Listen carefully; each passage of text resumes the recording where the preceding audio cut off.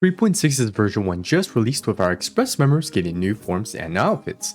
While Dan Heng's outfit never really changes, we can at least see the evolution with his hair. Hello everyone, it's me, you, and today we're gonna go over their initial kits, their potential teammates and synergies, and then a tier list section with how I believe they would impact the meta. Now, because this is version 1 and subject to change, this is like a quick overview. I'll make a final video later going over all the changes and other stuff. Now, unfortunately, because Remembrance characters are a pain to understand, we may spend a decent amount of time going over Evernight. Now, Evernight is a Ice Remembrance character who will be scaling off of HP, just like many of the other current Remembrance characters. Here are her base stats and also traces, which she luckily has a full offensive spread. While her kit is mainly designed towards a sub DPS role, it definitely seems like she can be a main DPS. So let's see what makes her tick. Starting off, we'll actually be looking over the Memo sprite, Evey. Here we can see that it has a base speed of 160 and has the same HP as Evernight. Now, when Evernight or Evey loses HP, they gain 60 crit damage and 2 Memoria. Now, this Memoria will be vital towards her damage and can be obtained in various ways. But for now, we just need to know that her getting hit will give her 2 Memoria stacks. Now, when looking at this next part, we can see that if Evernight has at least 16 Memoria, she will gain 100% action advance. Speaking of this advance, what exactly does Evey do when it's their turn? Well, when it's their turn, it will attack a single target dealing 20% HP, up to roughly 32% HP assuming 12 Memoria stacks. This is a really small multiplier and is around half a basic attack. We do, however, gain 1 point of Memoria though, which is really nice. Now, as you may have noticed, I said 12 Memoria stacks, because remember how we get that action advance when we hit 16? Well, when that happens, Evey instead uses an enhanced skill called Dream Dissolving as Dew. Here, Evey consumes all of their HP and deals 5% of their HP to the main target and 2.5 to everyone else per Memoria stack consumed. Now, assuming a 5-target scenario with 16 stacks, it would be 240% HP or 480% attack motion value. By the way, this is the same multiplier as Mighty's second skill, so it's not bad at all. Now, as you saw, when Evey uses this skill, it loses all of their HP, aka it disappears. This will be a core part of Evernight's gameplay loop, building up the stacks and using the enhanced Memo sprite skill, causing Evey to disappear. But this is only half of the gameplay loop, because we still gotta bring back Evey. Now, to reinforce this loop, Evey has 2 traces for this. When it's summoned, she'll heal Evernight by 20% and they'll also gain a 100% action advance. And when Evey disappears, it regenerates 30% energy for Evernight and gives a 20% action advance. Now, this is especially useful because she has a 240 ult cost, which we'll get to later. As for Evey's final trace, she is immune to CC, gives March and itself 50 damage bonus, and when it attacks, it consumes 1% HP. So the normal Memo sprite skill should give 2 stacks of Memoria.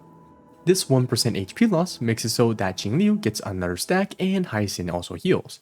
It's whatever, but that 50 damage bonus is of course very nice. Moving on, we can finally talk about Evernight's kit. Her normal is normal, but just like RMC, you will be using it when you don't need a skill. The skill, as you could expect though, does a lot of different things, and is similar in function to RMC.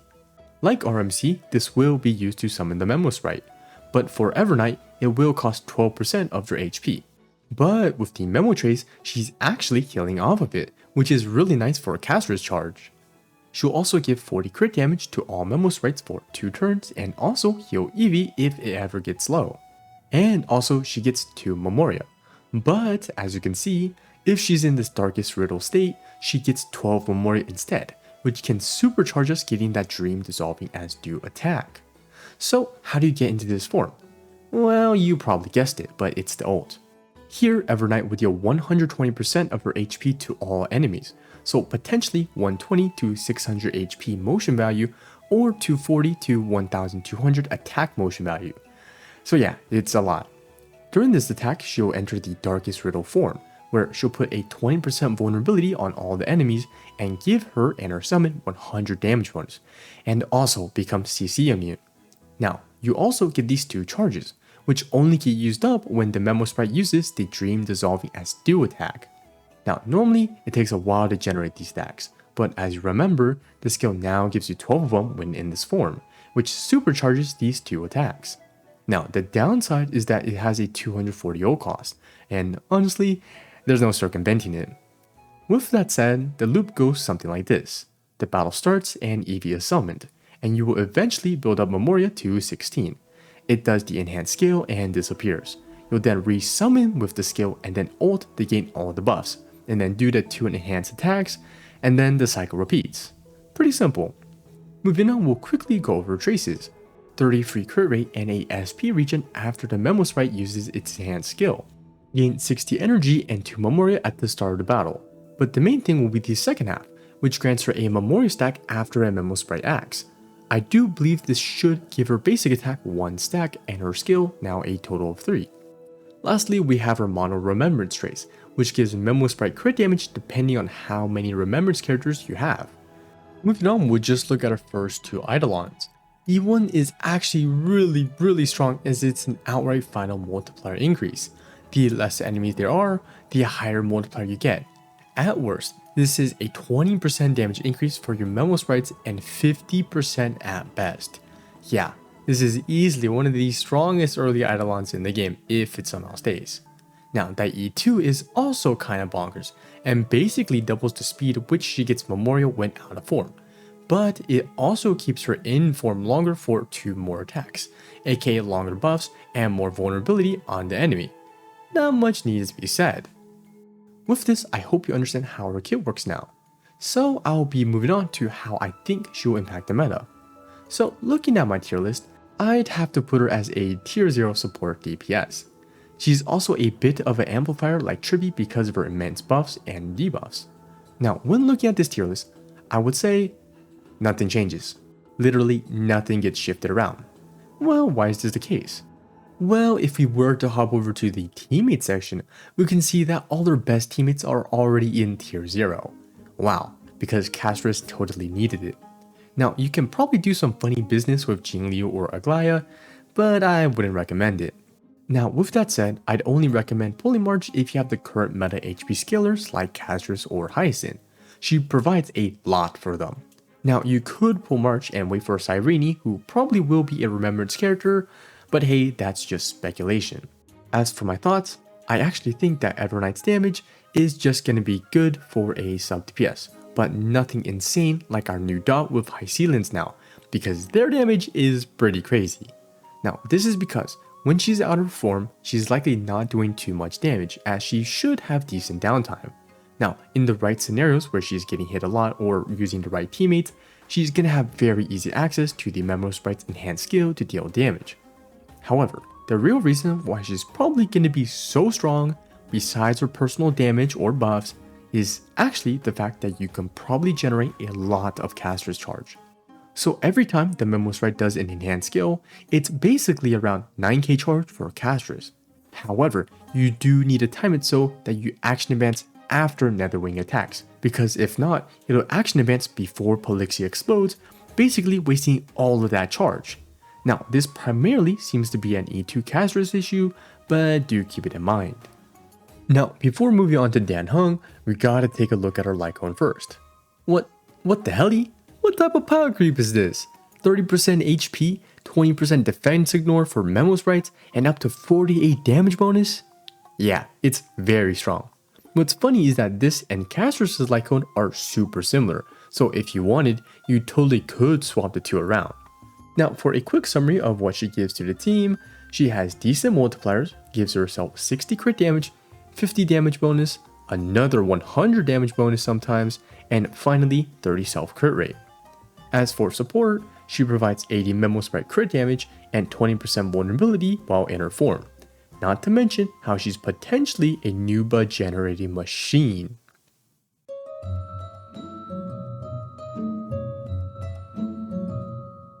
Okay, moving on, we got Dan Heng Permansor Terrae, which I'll just call him Dan Heng for the rest of the video, because I'm not saying all that.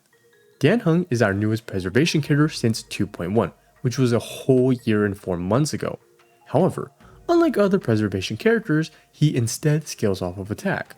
Here are his traces, which are kinda weird, but make sense, because all he really wants is attack. So the question now is his shield or utility up to snuff? Well, let's find out. Now, Dan Heng is actually a super simple character, so we can actually just breeze through his kit. Basic is basic of course, but you will be using this sometimes like adventuring when there's nothing better to do. When Dan Heng casts his skill however, he grants 30% plus 400 of his attack as a shield to all his allies for 3 turns.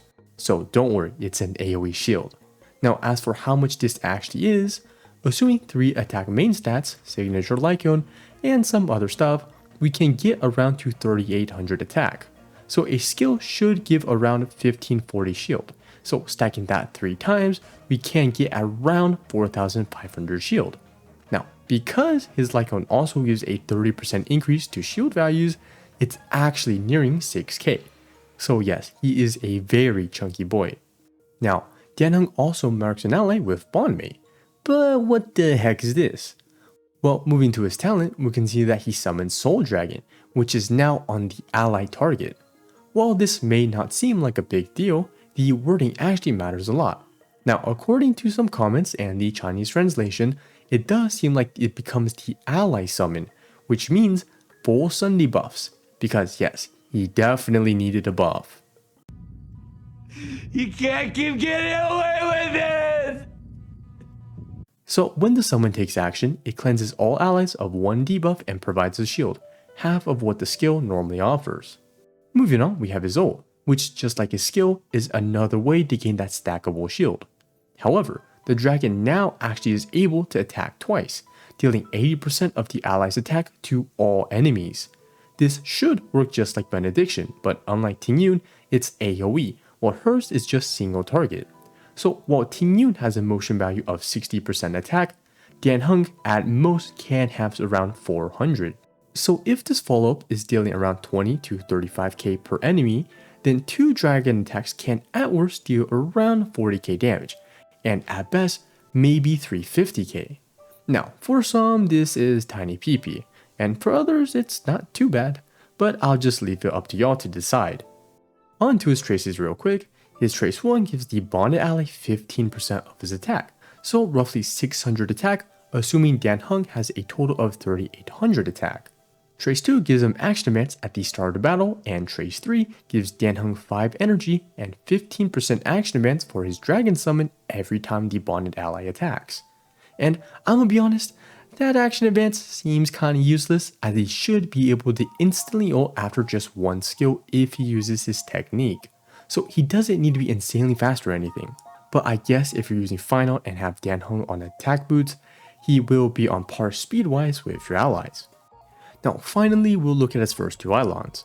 E1 gives Respan and refunds a skill point after ulting, which is pretty cool I guess.